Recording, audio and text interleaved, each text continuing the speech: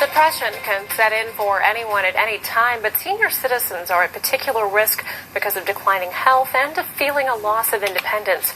But as Allison Courtney explains, knowing the symptoms and seeking help quickly can make depression in our later years much easier to treat. That's right. We met up with a once very powerful and decorated Navy ship designer who credits her doctor with saving her life after a serious illness turned her world upside down. One day I realized that I was having difficulty breathing, and I drove myself over to Dr. Sauer's office and walked in and said, I can't breathe. That day, Raye J. Montague was admitted immediately to CHI St. Vincent Hospital and diagnosed with congestive heart failure. After treatment, doctors recommended she move in with her son. All of a sudden, I'm no longer in charge of me.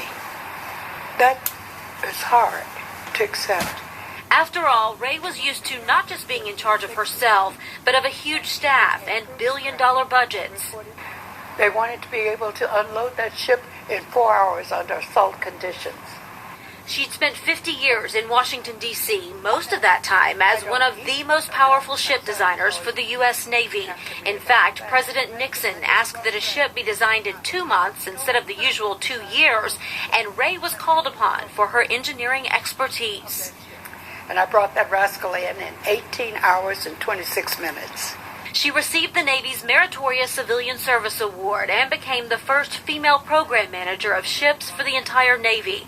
But at this stage of her life, even with her son and daughter-in-law there for her, Raye admits she had lost control and began to feel helpless and lonely.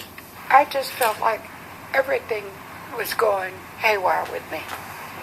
And that's when the depression set in. People can actually start to turn themselves off.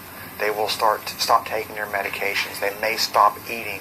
They may stop doing that activity that is keeping their body going. And they will feel that they are entering into the dying process.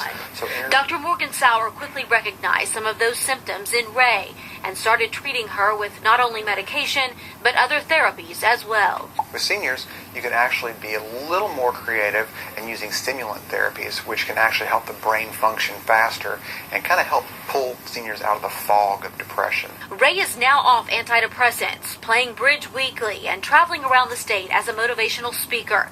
She gives all the credit for her now happy life to Dr. Sauer. And he finally got me back to the point that I am in charge of me.